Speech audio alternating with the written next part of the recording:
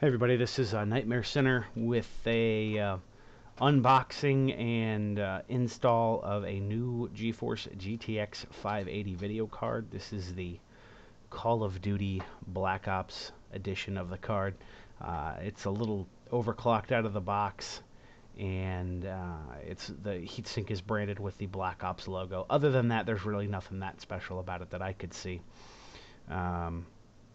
I'm going from a 280, an old GTX 280, up to this. I just purchased this, just received it, and I'm unboxing it. The camera quality is not the best. I apologize. I'm using a Blackberry to record the video, as I don't actually have any kind of video camera or video recording device, so I'm just doing it with my phone.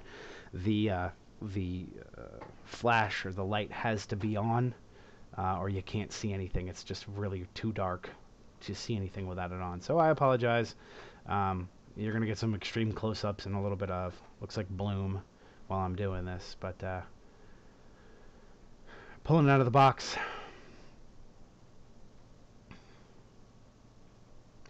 Typical packaging.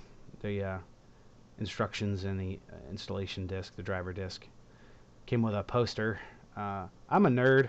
I'm a pretty big nerd. But I'm not nerdy enough to put a video card poster on my wall. It's still pretty cool, but I'm, just not gonna put that up on my wall. But it's cool that they included it. A warning about how the video card is hot after you use it. There are some Molex adapters, a VGA to DVI adapter, some other power adapters, a mini HDMI adapter as well. The card itself is big. It's size-wise about the same size as the GTX 280. It weighs a little bit more. There's a little bit more to it. It's got the Black Ops logo on it there. Fans in the same place as the 280. Structurally, it's not much different than the last few generations of cards. It's got 3 outputs, the 2 DVI and the 1 HDMI. That's pretty much it. That's it out of the box. The 580 Black Ops edition. The next part of the video, the audio is actually recorded with the phone, and it's me just going through putting the card in. I don't really have the option of a workbench at home, so I'm just going to do this on my bed. But this is just real quick. This is what I currently have, my digital camo case, because I'm a big nerd for digital camo. I have digital camo bed sheets because, like I said, I'm a nerd. But this is the current card, the 280.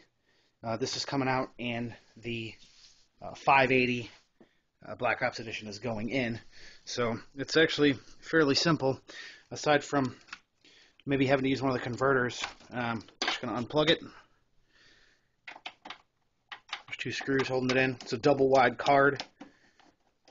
This card is actually going to go back in here at a later date as the physics processor. Possibly, I may use the old case that I have and build another PC. And you can hear my cat Sam back there somewhere meowing, and of course Howie's sitting behind me. Oh, there's Sam. These guys are always up my butt, so it's hard to do anything. But the only problem with these big cards is if your slots have a little. I know I have to have the light on my phone, or you can't see it, or you can't see the video. But there's a little release latch a lot of times on. It used to be on the AGP slots and on the PCI Express slots. You just have to pull that little tab out and then unseat the card. I'm gonna try and see if I can do this with one hand. I doubt I'll be able to do it, but actually, yeah, I'm gonna have to put this down for just a second here, but. Just to get the card out. But then once you get it unseated there, then you can pull the card out.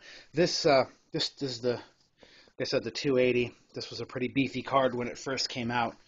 But it's been quite a few years now since we're obviously up to the 580 series. Take that off there. I know nobody's ever going to see this, but I try not to get any fingerprints on it because, like I said, I'm a nerd.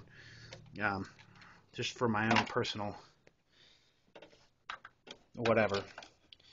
But you got to get the card in the right way, which can be fun and interesting sometimes because you have to line everything up properly, and it's kind of hard to do with one hand, but I think I'm going to make it work here. Make sure it's properly seated in the slot. Make sure you got everything lined up on the front end.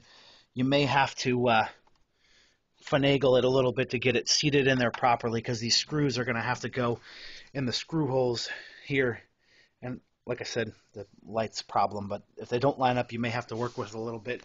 But that's pretty much it. I'm gonna plug the plugs in here. I may have to use some of the adapters. No, actually, I don't have to use any of the adapters, which is cool because these two adapters from the old card match up exactly here. So we just plug that in.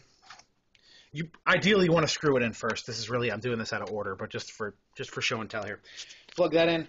I'm gonna get this thing up and running and run some benchmarks on it and see how well it handles Crisis Warhead with all enthusiast settings. But that's pretty much it. That's putting in a 580, going from a 280 to a 580.